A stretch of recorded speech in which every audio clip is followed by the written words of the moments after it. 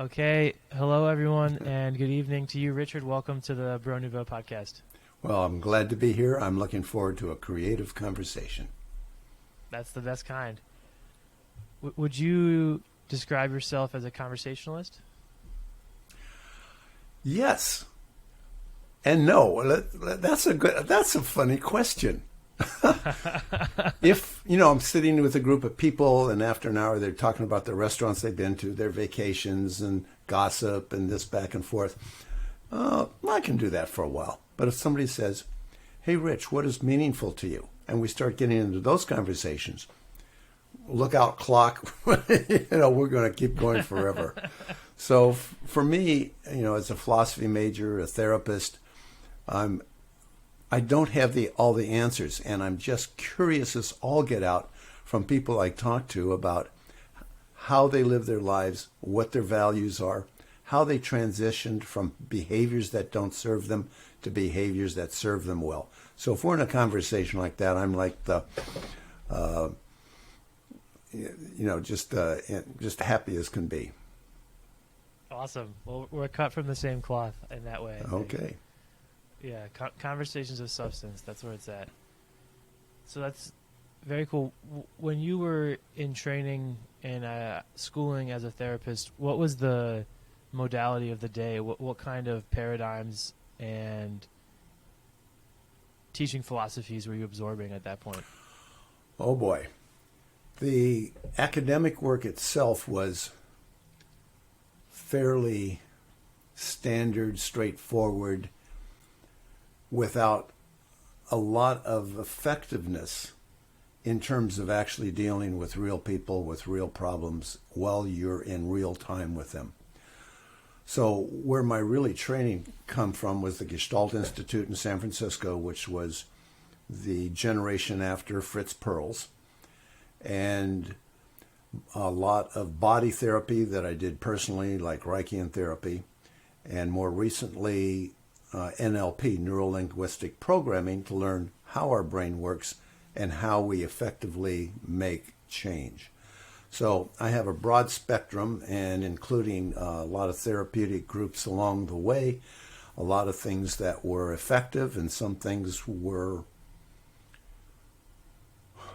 supportive of maintaining painful situations so that you could be a hero around your pain. So there was some things that even I thought were counterproductive. But anyway, so right now, how I work is I look at what are the symptoms, what is the behavior, and then I ask, what is the positive intent of this behavior? What? No. Eating a whole pizza, there's no positive intent. So we work with them for a while, and we actually come to a positive intent. And sometimes the positive intent is something, I just want to feel good for the moment, especially if we're looking at addictions or other behaviors that, in that moment. I work with a lot of financial professionals and traders, and sometimes they just need to get in there and trade and feel good and feel like they're doing something, even if they know their behaviors are going to be counterproductive. Of course, the classic compulsive behavior of immediate gratification to escape some other underlying discomfort, in my assessment. Well, that's really interesting. You have the psychological interest in training, because we're here to talk about finances and our relationship to money, and then more broadly how men are coping with the changing dynamics of money. But Good. That's great that you're, well-rounded, have a lot of interests. I see a whole stack of books back there. So, Indeed. How did you evolve from an interest in psychology towards relationships to money specifically? Well, let me tell you about a very personal story. I worked for a large arbitrage firm after college, and they were option traders, and they had, hundreds of millions of dollars of capital. They had all sorts of brainy quants. They had some of the earlier computer systems way back then, and they could determine option values. And so I worked very hard for them, made a lot of money, did well, and I decided, and then I was transferred to Chicago. So family wasn't happy in Chicago, so left the firm, moved back to San Francisco, and started trading on my own. First year, I was very careful. I made $125,000. Low risk, very careful. Next year, 150, 175, 200, 200, 200. And that's brought us to April of 1995. I heard a voice in the middle of the night, and the voice said, "Rich, you're only worth $200,000 a year." Woke up, looked around. No one is in the room. My wife was still sleeping peacefully. So I got up, showered, dressed, and drove across the Golden Gate Bridge to the floor of the Pacific Exchange, where I was the independent market maker. The doors weren't open yet, so I sat on the concrete and thought about, what did that voice mean? Where did it come from? And I realized it was one of the deepest parts of me, a belief of unworthiness. So the doors to the exchange opened, and they don't have pits anymore like this. But if you can imagine a pit with 100, 150 people in it, and then there's order book officials and exchanges, and all, dozens of screens. And I normally stood in the back, very carefully taking small bits out of orders. And this time, I went down and stood in the best spot in the pit. Now, your readers probably don't, or your listeners probably don't appreciate, but you don't own a spot. It's held by the toughest, the meanest, the guy with the most capital, the guy who had the most social presence. Like in any school or any place, there's a social hierarchy. And sometimes they were just mean SOBs. But they held the spot. So I went and stood in the best spot. Me, Rich Friesen, philosophy major, stood in the best spot in the pit. So the other traders and market makers kept drifting in. And just 5 minutes before the bell, the guy who always stood there came in, and he kind of looked at me. And he started a little small talk. He looking at the clock. Couple minutes before the bell, he tapped me on the shoulder. I didn't move. So, pushing match started, and the exchange official said, if you guys break out into a fight, it's a $10,000 fine automatically for both of you. So I held my ground, and the opening bell went off, and it was an option pit, so you had lots of series that opened. So normally, very quiet, but this time, every series. And I got to step away from the microphone or I'm going to blow your ears out. Okay. Buy 100, sell you 50, buy 20, sold! The pit thought that Rich Friesen had gone berserk. And I went on to make many times the 200,000. I started building a trading firm. But what was fascinating is about half of the very well qualified people I hired to trade, half of them just couldn't make money. Another quarter of them would do okay, and a quarter of them just took off and made money like me with my system. So then I thought, what if they have the same belief system or identity issues that I did? So I brought in a hypnotherapist, and under hypnotherapy, one of them discovered that he couldn't make more than his dad. Irrational. His dad was an immigrant, worked multiple jobs, just struggled to put him through a good school, and he just really honored and worshipped his dad. But if he just made money easily, it would be a repudiation of all his dad and all the work. Now, I know it's irrational, but subconsciously those were the connections. Another one came from just dirt poor poverty in West Virginia. And, it was big families, uncles, cousins, hundreds of people in their immediate family. And if he made money, he said, I will lose my family because they won't understand that at all. So in order not to lose his connection to his family, he just would make some money and then blow it away. And there was a couple of other examples of that. And so once they realized, what was that internal story, that internal limitation, much like myself, then they took off and started making money. So you asked, what moved me down this road?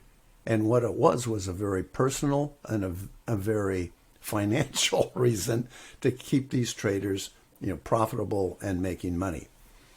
And after I left trading and I was financially secure, I don't have to worry about work, I looked at the world and their relationship to money, especially in today's culture. No, I don't know where you are politically or culturally, but I think we can all understand that there's really mixed messages. On one hand, the wealthy, the famous, they're, on all the magazines, they're on all the blogs, we worship them, we see glitzy pictures of them at balls, and on the other hand, we look at wealthy people as greedy, as selfish, and money is evil, and we need to tax the rich, and we need to punish them because they are being unfair, and we need to look at social justice and equity and equality. So it doesn't matter which of those is more important to you, but the point is, if we internalize those two things, we are in internal conflict, just like my traders were. And then it's hard to be clear. And even if you want to live a lower financial lifestyle, but even then, it's conflicting internally as you see the world around you, maybe even doing better or getting wealthy. So Amazing. that's why I wrote the book, A Private Conversation with Money, along with the online course that has the exercises that are in the book. Okay, there's amazing story. I have a number of questions. I'll go back sequentially. So, Okay. just curious about where that exchange was. What was the corner it was on? I assume it was in downtown San Francisco. Bush and Pine, Pine and Bush were parallel in California. Cool. Yeah. California runs across. Or no, it's parallel. It was 201 Pine Street. So Bush, whatever the cool. north-south street was Downtown. there. Amazing. Yeah, that's just really interesting because my first job out of college was in a repurposed old financial institution on Montgomery and Pine, I believe. So. Oh, real close, right there. Yeah. So I can visualize it. And that's. I think you're completely onto something with the internalization, because something that I have to remind myself with a lot of these social discussions, that's a generous way to describe them, is that it's really vocal minorities on either end of the opinion spectrum that are the loudest. And I think there's this pressure to capitulate to these very extreme perspectives because they're the loudest or the most visible, but they don't represent the rational mass of people and their opinions. Especially, I think, in regards to making money, I've never actually met anyone in my young life who said, you shouldn't have lofty goals like that. You shouldn't pursue money. Money's going to corrupt you. Everyone understands the desire to be secure and to be happy with one's earning potential. And also, I feel like worrying about the corrupting power of money is a problem to worry about once one has money. If if you don't have it, don't worry about, cross that bridge when you get to it, right? That's What you're bringing up is really important. I've had clients who, well, let me put it this way. I'll ask a client, what do you lose when you're wealthy? Well, I won't lose anything. That'll be great. They'll be, what do you mean, what will I lose? No, what will you lose? And when we work down, some of it is, I'm afraid I'll become an SOB. I'm afraid I'll be one of them. So we can say you can cross that street when you get to it, but it is a subconscious anchor. I mean, all my clients, I don't know how it is, but my clients all have good hearts. The guy, the assholes just aren't attracted to me. So with the good hearts, they don't want to become assholes. So it's a subconscious anchor, and they sabotage themselves in order not to take the risk of becoming a bad person. There's a whole bunch of other give ups that most people, we can uncover with most people, such as if we look at the trader who came from West Virginia, is I'll lose my family and friends. In other words, if your friends are all hand to mouth, making a salary, going to the bar on weekends, and all of a sudden you have more money, as much as you don't want to, the fear is that will create a separation. For some people, it means that others will come to them and beg for money and they don't want to deal with that. For some, it means, the overhead of the taxes, all the issues around wealth. Man, I just want to be free. I don't want to be tied down by all that. And there's a dozen different things that come up when we work, what the give up is. Those give ups create sabotage. And it's okay to not want to be wealthy, absolutely. But if you want to be wealthy and you have an internal sabotage, then that leads to a life that is not fully expansive and pleasurable. So what does the nitty-gritty look like with a client? And I'd also like to work backwards to get your perspective on how someone who is hand-to-mouth can kind of break out of that. But to start with, when you're with a client who has those fears, there will be listeners in this audience who have high aspirations, who come from humble backgrounds maybe and have a similar discontent. So what are the kind of most common barriers you have to break down, and how do you go about that? I know it's a general question, but because everyone's unique. Everyone's different. So what we do is we start with the symptoms. What are the behavioral symptoms? I spend all my money every paycheck, or I'm deeply in debt. I can't stop spending. The Amazon man has to come every day to make me feel good. I just noticed, the dog was barking, so I went to the door and there was 3 Amazon packages, all to my wife. And I went, what? And I felt a little, I caught myself feeling that, so cool. there's,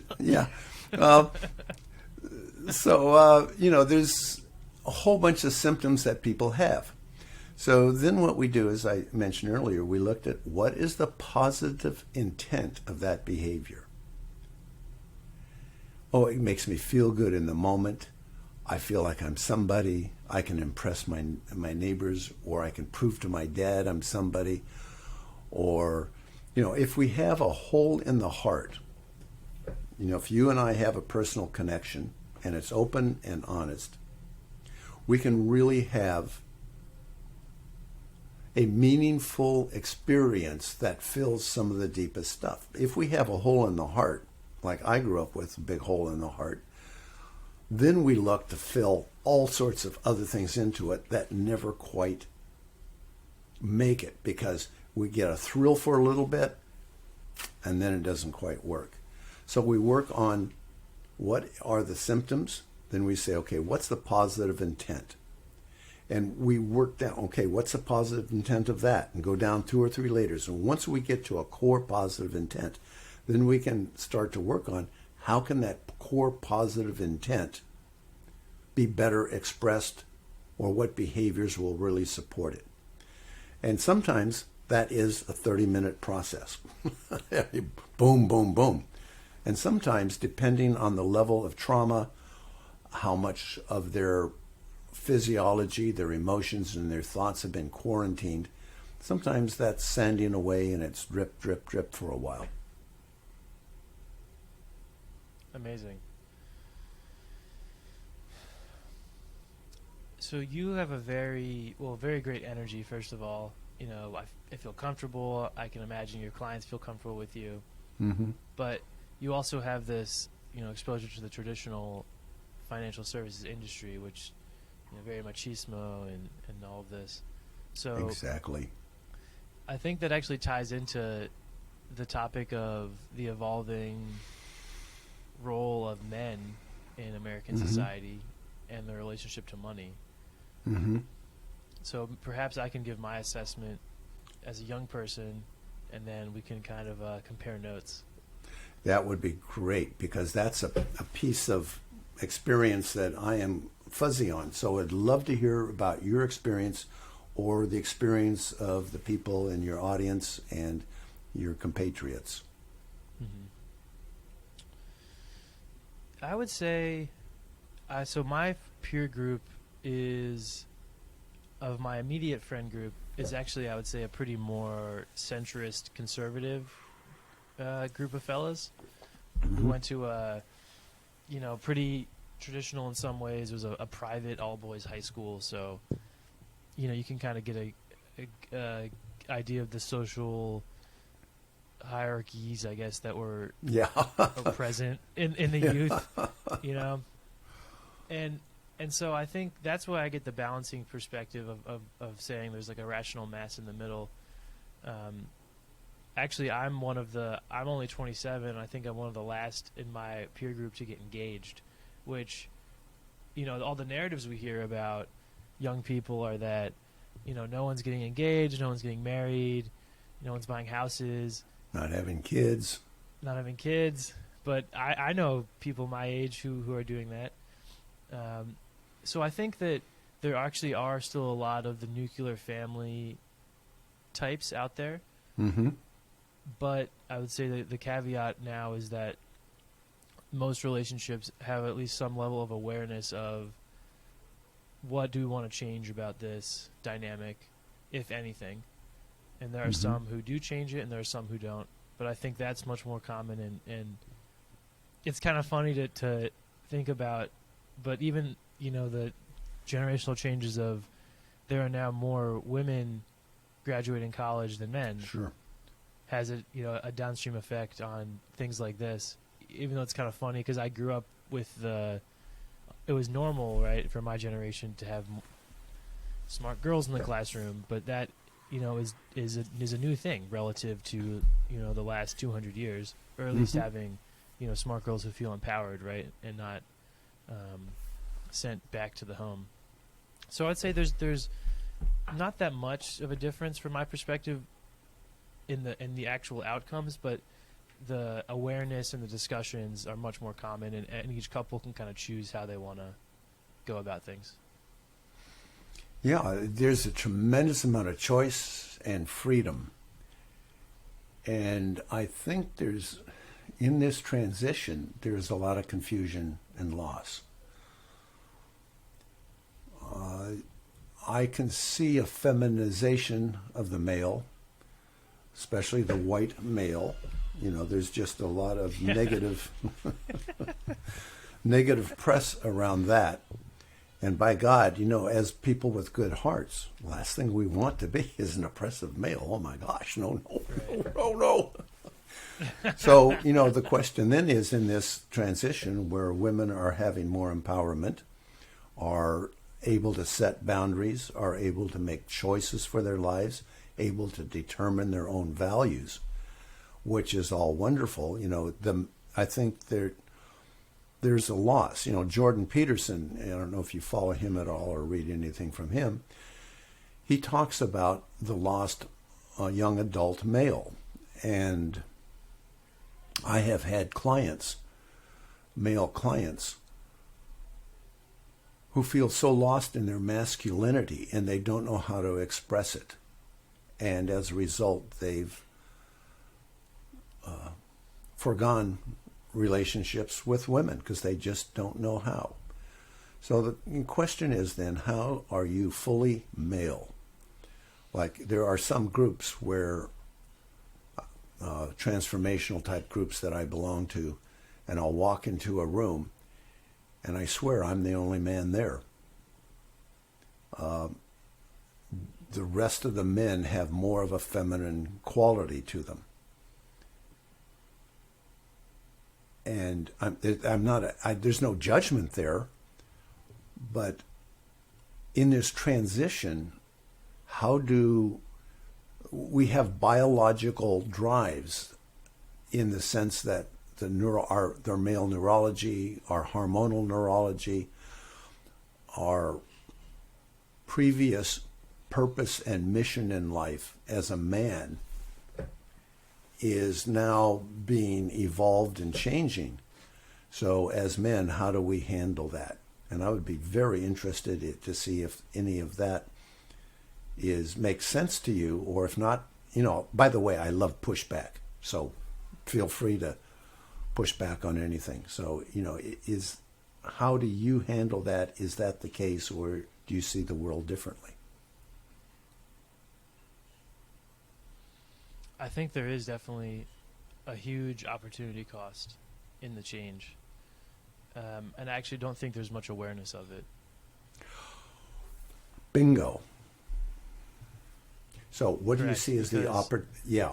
If you were to bring that to awareness, what would you say would be the opportunity cost? How would you bring it to awareness? And how would you invite people to a better mindset in their lives?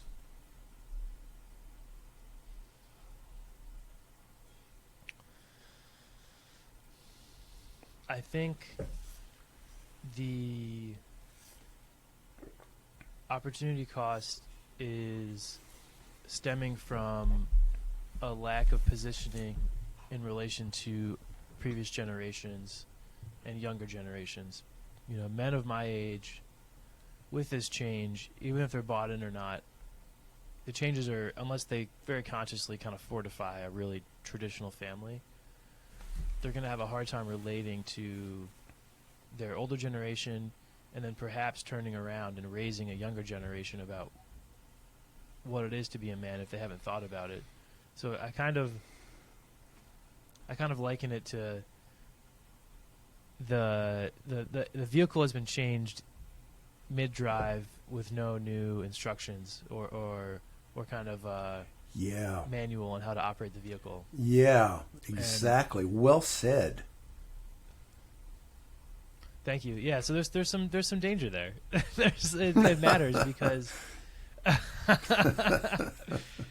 we wanna drive it safely, and I think I've thought a lot about the emasculization of men, and it's something I grapple with because I would say I have very strong feminine and masculine qualities. Mm-hmm. And it's something that I promote on this show. The show is more of a promotion of the feminine in a lot of ways. Mm-hmm. But I'm also grounded in my masculine qualities. And so to bring awareness to it, I would say just thinking about when, maybe for like the men who have been emasculated in the sense or kind of self-flagellated too much, particularly white men like us, I'll ask the question, what stories are you going to tell your kids about what it means to be a man? Mm-hmm. If you had to have that conversation right now with a younger cousin or a son, Mm-hmm. what would you say? Because that's what I would say the biggest opportunity cost is, the next generation. What narratives are we going to tell them so they feel grounded and have a purpose? Well, having the purpose, I think, is one of the most important things there is. Without purpose, then we're into how do I feel, and drugs, sex, alcohol, those things then start to play a bigger role without a mission. And one of the things that makes masculinity, one part of it in my current way of thinking is mission. And if we don't have the mission, and if I look at my own life, and I look at my own feminization as a therapist, of course, you go through the feminine roles and you just drop way down in there, because if you can't do that and can't be there, that's quarantined. So I dropped out, Right. and a large part of me just stayed there. And if I look at my own career, I told the story about being aggressive in the pit. But as soon as I step out of the pit, I step back into a less aggressive role. My wife, by the way, November 1st, wedding anniversary, 53 years. 3 kids, 6 grandkids. Wow, congratulations. Thank you. But in my own home, I'm probably more of the feminine of the 2 partners. My wife is very intelligent, knows what she wants, goes and gets it. She's very well organized. So I play the more romantic, feminine, soft, understanding part. And that's worked for us for 53 years. But where it hasn't worked is in my own business life. If I look at my opportunities, knowing where the future was going, in fact, I can give you several examples. I have patents, 10 patents that predicted the future that are now very valuable. I encouraged the Pacific Exchange when I was on the Board of Governors to go all electronic, and we could have been the biggest exchange in the world. So there was all these things I saw in the future, but did I have that masculine drive to win, to excel, to succeed? Because what that means is sometimes you got to bump up against somebody and bump them out of the road, just knock them out of the road. And you need to keep moving with that aggressive, almost battle-like mode. If I look at the people who are successful, there's varying degrees, of course, and there's even ways to be more feminine, to build rapport with your team and create structure around that. But for me, I think my own feminization, you talked about the side effects of that, was that I was not nearly as aggressive in doing what the future I saw and how to build it. So I don't know if that's and replicated. That matters because... Go ahead. Mm-hmm. Sorry to interrupt you. Go ahead. Go ahead. I was going to say that matters because perhaps if you had, or if anyone, if they had that drive, they could have enacted the change that they wanted to get a better life for them in the society. Mm-hmm. Like it matters because some people might say, "Oh, but look, you're fine. You did okay." But it's like no, like if we want it, we're talking about reaching potential, and we're talking about maximizing our capacity as humans in our short lives.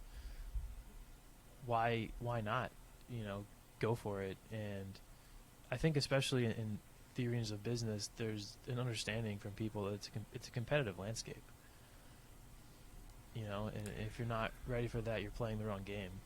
Yeah, there is a competitive landscape, and there is a social and cultural movement to remove the competitive landscape. If we look at, again, you talk about the extremes. If you look at extremes of wokeism, that is an attempt to remove the competitive landscape for sure. Yeah. I saw something that really had me thinking on. It's a company. I think it was like I don't know the company's purpose, but they were definitely, like a woke aligned organization. Mm-hmm. And they made a post, I think it was on LinkedIn, about we're leaving Twitter. There's been a rise in hate speech on Twitter because of Musk. We as an organization do not, comply with this or stand for this. We're leaving. Mm-hmm. And I just thought that was just so dumb, personally. Because, yeah, like I understand the desire to speak with actions and do something, but I believe the way to engage with bad actors and bad ideas is to disable them with better ideas. Mm-hmm. And also the small minority of people who are saying racist things are going to be immediately identified and self-isolate because it's antisocial behavior in the purest sense of it. Sure. It goes against improving the common ground, and I don't think that anyone reasonable or rational would engage with them or see them for anything but what they are, which is an antisocial bigot. And I just think, the nature of making a post about it, to me, it was seeking a pat in the back. It was seeking oh, good job, you did the right thing. And in my head, I'm saying, actually, no, you're doing the wrong thing, because all this does is further isolate you away from ideas you don't like, and then them away from ideas that could actually change their mind and push back on them. And the idea, I think, is that if we allow, bigots to have a platform on Twitter, then someone could be radicalized, or someone could be, someone malleable, could be influenced. But I think if the counterforce removes themselves from the discussion, then there's no counterforce to prevent that. The best way to prevent radicalization is by other ideas for those young people, right? So if we look at radicalization, and I read a book, and I'm not going to remember the name of it, but it was about a Muslim in England who got radicalized. And we have to again look at the hole in the heart and the emptiness. There's lots of ways to handle it: alcohol, drugs, and one way is a true belief in a system whereby your belief is so strong that all ethical systems fall away because your goal and your mission is so great. And if we look at those who are liable to fall into that hole, then the question is, how can we invite them to fill that hole in their heart so there isn't that pressure to do that? Totally. And it gets back to who's liable to fall into that. It's lost young men who... Ooh, ouch. What you're talking about is I hadn't thought about this, but if we emasculate the men, they feel lost, they have no meaning, their biological purpose isn't quite there. Are they more prone to radicalization? For sure. Yeah. That's not funny. I'm going to laugh at you. Sorry. I'm the type of person to laugh at bad things. I don't know. I just have that kind of humor, I guess. I know. I do too. So the question then becomes, how do we, as human beings, reach out to everyone we can to help them fill that hole in the heart? And sometimes that's really deep. It comes from birth on, when that hole was built. And it's a really challenging problem, and humans are not perfect. We've never been perfect. No political or economic system is going to make us feel perfect. So we kind of limp along, and we all kind of move the needle where we can with the skills we have, with the reach we have. In the book, Private Conversation with Money, in the conversation between Joe the journalist and the character Money, they're arguing about economic and political systems. And so Money says, what if everyone woke up tomorrow and said, how can I deliver value to my family, my employer, my employees, my clients, my consultants, my customers? How can I, with the skills I have, deliver more value? And how could I gain more knowledge and more skills to deliver more value to everyone in my occupation or my business, or even if I'm a nonprofit, or if I'm a religious person? How can I deliver more value? What if everyone in the world woke up with that attitude? All of a sudden, politics wouldn't matter. Economic systems wouldn't be as important, because both of those are top-down structures to try to overcome and overwhelm our humanity, which has all the problems that we all know that we have. everyone has the hole in the heart, and I think that's why selfish behavior is so prominent. Mm-hmm. And it takes either an incredibly fertile environment when someone's young, or conscious effort as an adult, I think, to develop that value add mindset, with the understanding that bringing value to other people will then enrich us, literally enrich, or spiritually, relationally. Sure. Yeah, so I think the solution is a blend of both kind of traditional masculine models and then also new age self-awareness, because I have friends who are very, I would say, not in their masculine power, Mm-hmm. and I think they would be happier if they expressed their masculinity more, whether it was through physical fitness is a huge one for me personally. Yep. The feeling of going and doing a hard workout, doing something difficult and seeing Yep. a response mentally and with hypertrophy, muscle growth, Mm-hmm. it's very rewarding. It's simple, but it gives a concrete base. And then I also know people, particularly from playing sports, who I play rugby with or have played rugby with previously, who are these very archetypal masculine men. You know, they're Mm-hmm. these big, strong, BSB, we call them big, strong boys. But the engagement and the communication and the expression, you know, isn't quite there. And I can also see an area for growth there. And then, of course, in myself, areas for growth, right? There's always areas for growth, but I think it's a blend. And I don't know.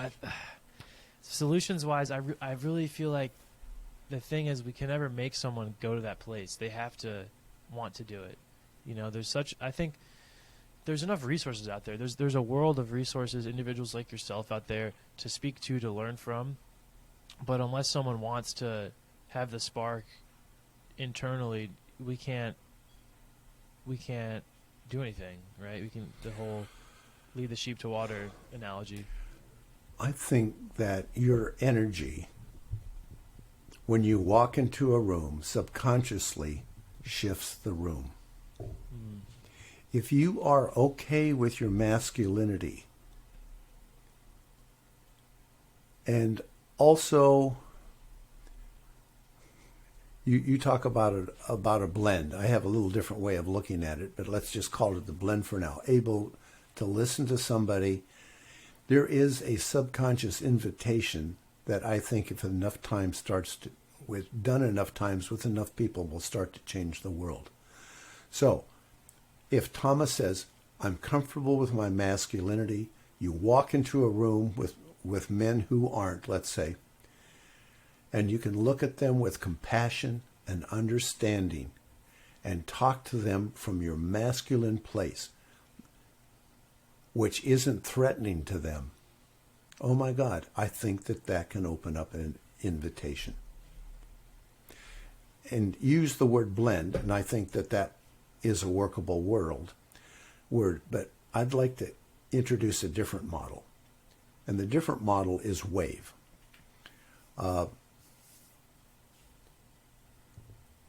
If I am walking in the city and somebody jumps out from an alley with a knife and starts to go after my wife, I will kill him if I can.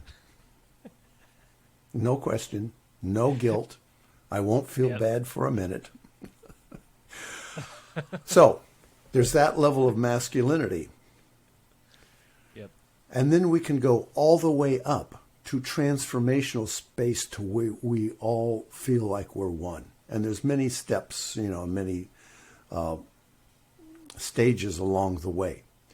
So rather than a blend, I look at it like a wave.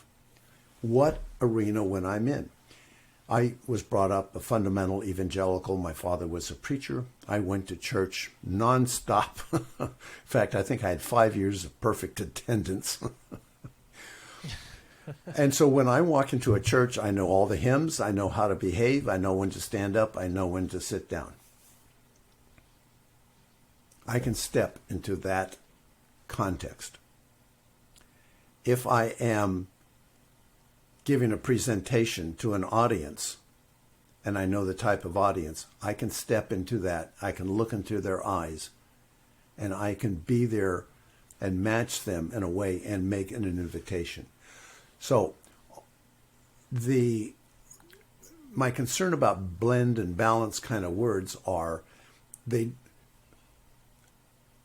take energy from both sides of that.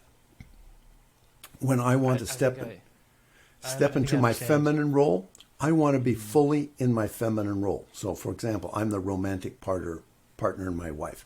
Candles, flowers, that kind of a thing. For her, not as much. But yeah. I can supply that. When I'm in my masculine role, for example, I've done extensive training with weapons. In fact, more training than most police officers. I'm fully in that masculine role. When I'm a therapist, that's a different role. So for me, it's like, can we fully step into the role that is appropriate in that environment that creates the best situation, not only for ourselves, but for everyone around us? I think that's a wonderful model, and I agree with you. There's a idea that how we do anything is how we do everything. Mm-hmm. And I think, again, like talking about why it matters to be thinking about this and care about this as men, is that if we go into a situation confused and 1 foot in, 1 foot out, that bleeds over into the rest of our lives. It bleeds over into how we first impress people, and that affects the relationships we make. How our spouse subconsciously sees us. Does our spouse? For me, I really care about being very consistent and a solid rock for my partner, my girlfriend. Mm-hmm. Also, interested to get your perspective on the word partner. It's very triggering for some for some people. What was triggering? The word partner as opposed to girlfriend or boyfriend. Oh, yeah. Some people don't like that, which I find funny. Yeah, it would be interesting to see. Okay, when I say the word partner, what do you notice physiologically? What emotions come up? What are your thoughts? So again, almost everything that gets a reaction is a key to a deeper belief about the world and themselves, and maybe even a reaction from their core identity. So I just love talking to clients because they just subconsciously give me all the cues I need and know where to go. It's really awfully simple. It's amazing what that external perspective can give us. Having someone who's pulled out from the day-to-day, doesn't know us personally, we don't see them around town, and then you just, as a client, you just describe anything, and they're like, oh, XYZ, what do you think about that? And it's like, like, oh my God, you're right. Wow, okay. Well, there's so many things I could ask your perspective on. Let's go for the idea of American cities and the perceived and actual demise of cities when it comes to things like homelessness, drug addiction, violence.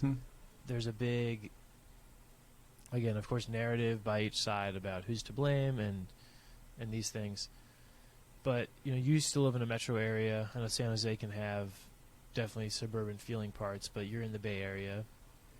So when you hear these ideas and discussions about the demise of the American city and also ways to change it, how do you engage with these ideas, and how do you engage with them?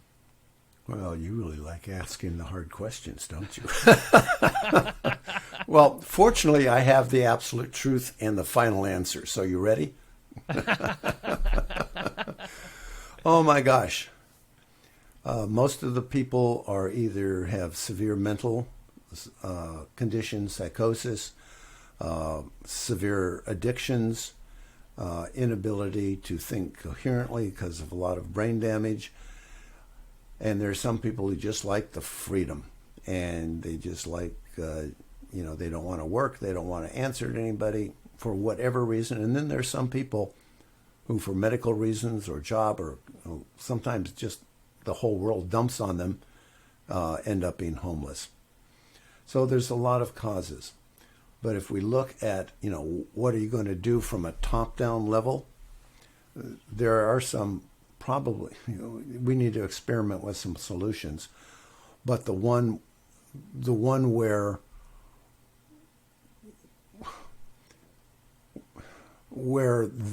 they are allowed to invade boundaries. Like last time, I don't go to San Francisco anymore unless I have to. Last time I was there, I felt threatened, and I'm a 6'2" guy, and nobody really should mess with me. But I felt threatened. So we have a boundary violation problem, and that needs to end. But, so if we look at a very close relative of mine, her oldest son died of fentanyl. He was an addict, and the youngest son is and the other son is an alcoholic. So how do we address this, early on? And some of it just may not be addressable. Our brains we aren't just super people. Sometimes neurochemicals make shifts so that some people can't be happy without a boost. Sometimes early traumas, even not induced by the parents, but just traumas that create an isolation.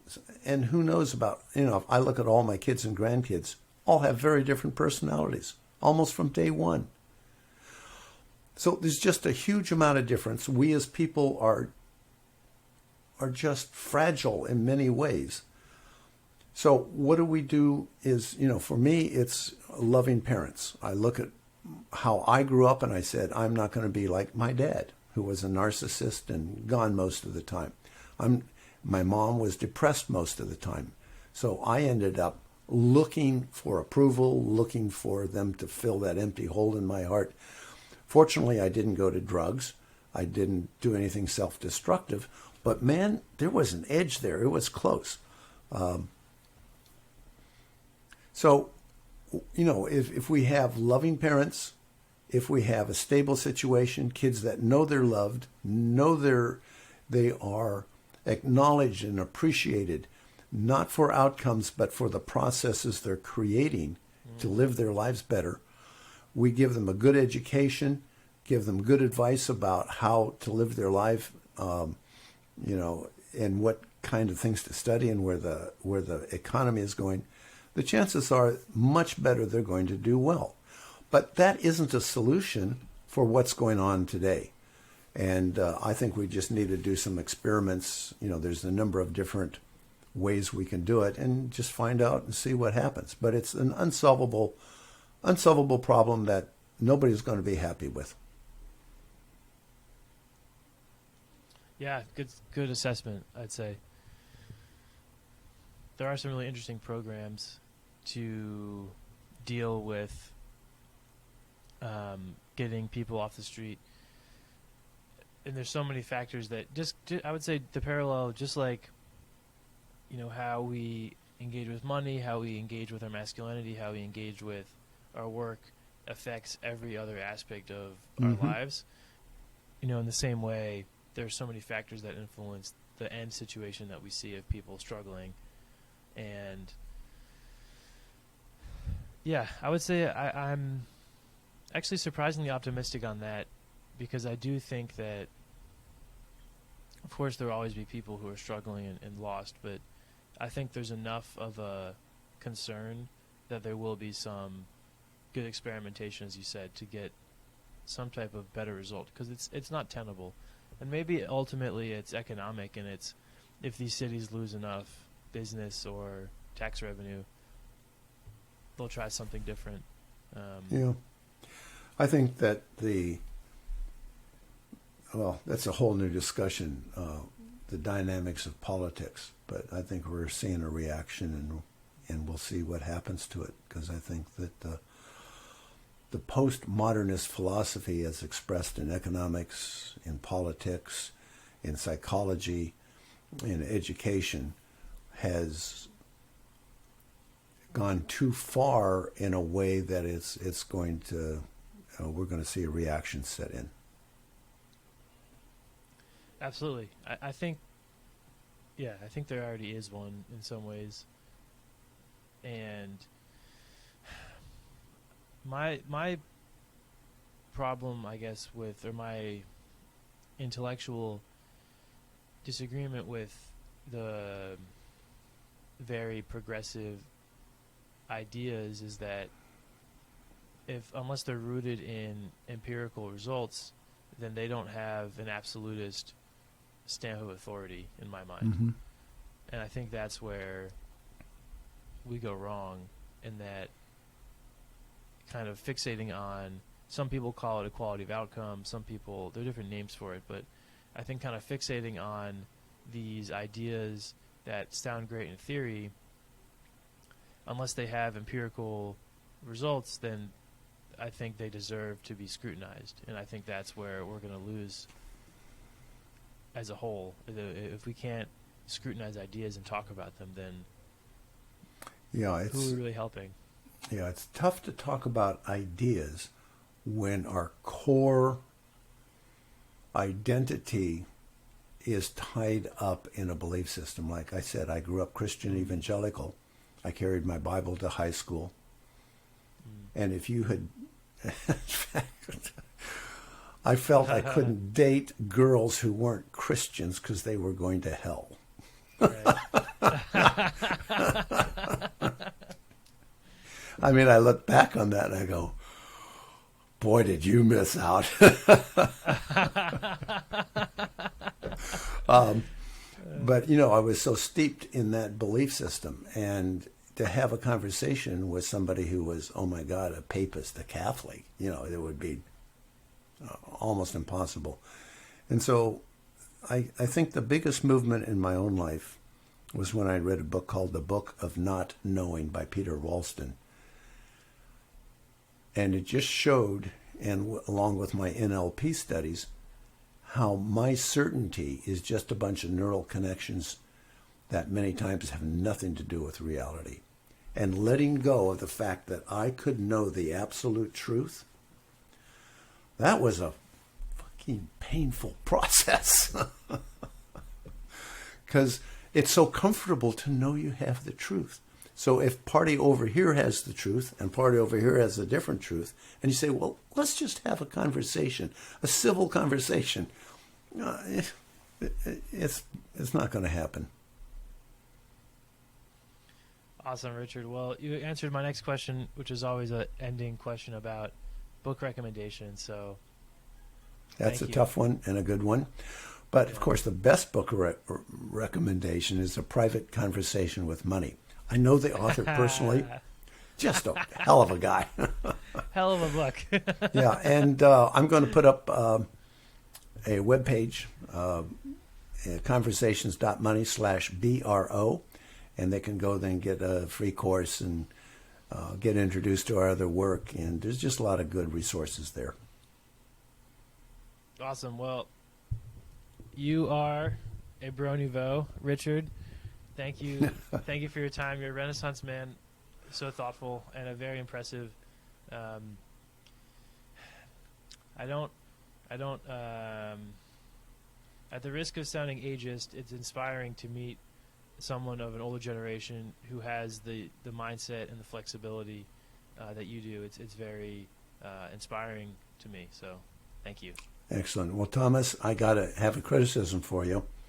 Okay. asking the really hard questions. What? No softballs for Rich? Oh, I really appreciate it. And I appreciate the hard questions because it made me think and it made for a real conversation. So thank you. Cheers. Have a great rest of your day. Okay. Take care.